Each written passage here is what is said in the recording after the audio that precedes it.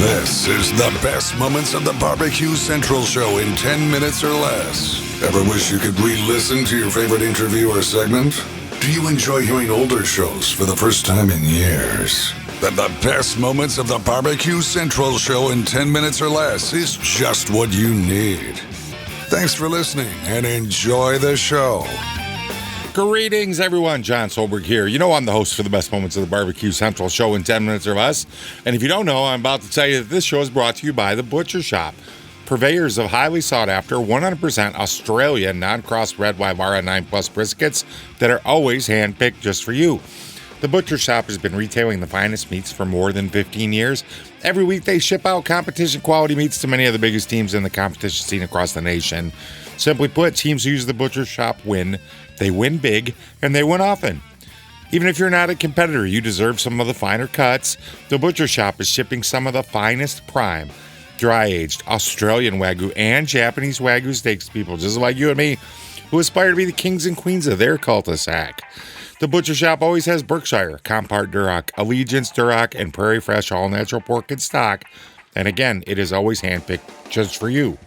Let's review the best competition briskets, check. The best pork selection, check. Giving you better overall options to cook at home, check. So give the Butcher Shop a call today, 850-458-8782. That's 850-458-8782. You mentioned the BBQ Central Show. You're getting 10% off your entire order each and every time you call. The Butcher Shop, home of the 100% Australian non-crossbred Wyvara 9 Plus briskets. Last week, Greg caught up with Darren Worth on his trip to the Royal. This week, we're going back to 2018 to catch up with Dave Bosca and his trip to the Royal. Race to the Traeger Grills hotline, and welcome back, friend of the show, Dave Bosca. Dave, how are you, buddy? Hey, Greg. Thanks a lot for calling. Well, thanks for taking the call, and always appreciate the time you give to the show here. So we'll get to the open portion here in a second, Dave, but let's go ahead and look at the invitational side first. You grab an 80th place overall. You're going up against the best of the best. How do you feel that side of the weekend went for you? We had a real good cook. I overcooked the brisket some. Chicken was real good. I was thinking it was a hinge. Not as moist as what I like. Ribs were real good. Pork was good. Like I said, and then the brisket, I overcooked it a little bit, so it was a little drier than what we've been getting in the recent past. But we had good scores. I believe I had a 171 in chicken and I think it was a 177 in ribs and a 175 in the brisket. Pork, they kicked the pork to the curb. That's what it was. We got like a 158. A 158? Yeah. Wow. Yeah, they kicked that to the curb, and I'll be honest with you, we kind of liked it. I was hosting a team out of Quebec. It was a new retail store that come online with us, and I'd invited them to come down and go through the invitational turn-ins with me, so they kind of get an idea of what was going on, so they could cook the open, and they did. Two of the guys come over, and man, it was so much fun with those guys. I love doing that. Working with new people, first time to the Royal, and so it was a great relaxed time. Everything was going smooth. I knew the brisket was going to be a little overcooked, and it was, but it wasn't stupid. But it was just a little bit from where I wanted. But we were happy with it. Can't complain. Are they surprised to see what goes into a barbecue competition, the caliber of an invitational? Yeah, I think I heard the words of like doctorish, surgeonish, things like that. The amount of the detail that we look at every speck on a box, the flavors was way different than what they expected.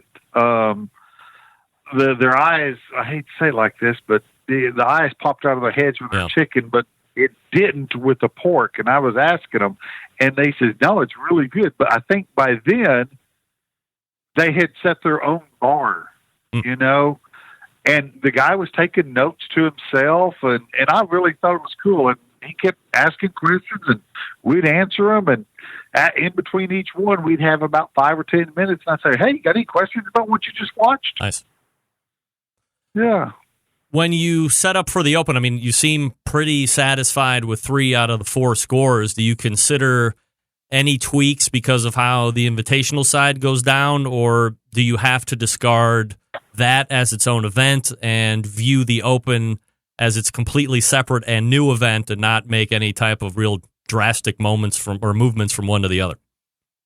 Well, now, see, you're putting words in my mouth here. I'm just asking questions, Dave. I didn't say I didn't make any changes. I'm sitting really good in Team of the Year right now with brisket, and, I just got a whim, and I decided to change my finish on the brisket. And, we got a 168 on brisket in the Open. We had pork was a 178. Ribs was I think ribs was a 174, I think. And then 180 chicken, right? And we had a 180 chicken. Yeah. And the brisket, I changed it. We got a 168. Ouch. I don't think it was probably one of the best briskets we've cooked in a month. It wasn't one of the best briskets we've cooked all year, but definitely within a month. And it was just a finish. I decided to, I've always wanted to do this, and told Martin, my brother, who cooks with me most all the time, I said, I've wanted to do this. And he said, well, let's just taste it and we'll see what we think of the flavor, and we'll go with it. And we tasted it. Man, it was as rich as I wanted, and it was as tender, and it was just as juicy. And so we did what we wanted to do, and lo and behold, it just didn't hit the score like I thought. So within the cooking process, everything stays the same. This is just something that happens after the fact. Yeah. No, I tried to mimic that hot and fast coming out of them Jambos on my pellets. And I used 2 different pellet cookers to make that happen. And I've got that brisket works really well for me. And so, no changing as far as the cooking. It's just a 5.5 hour cook. We do wrap. It's a real simple cook. It could be repeated all the time. It was that last 5 minutes that you live and die by. So this is unique, Dave. We're talking with Dave Bosca, by the way, Butcher Barbecue, butcherbbq.com, the website. If you haven't tried his products, please do so immediately, if not sooner. If you don't mind, can we go through the meats and talk about which products of yours that you use on them? And you can, of course, get as detailed or as non-detailed as you want. But let's start with that perfect chicken. You want to find out how Dave uses his products, head over to the BBQCentralShow.com. The link in today's show notes is taking you to this complete episode. A while back, I got an email from Josh over at Double Out Barbecue. He asked for a show where Darren Worth, about this time frame, talked about a wrapping method. I couldn't find it in there, but Josh, I played that segment last week. I hope you went back and listened to that show.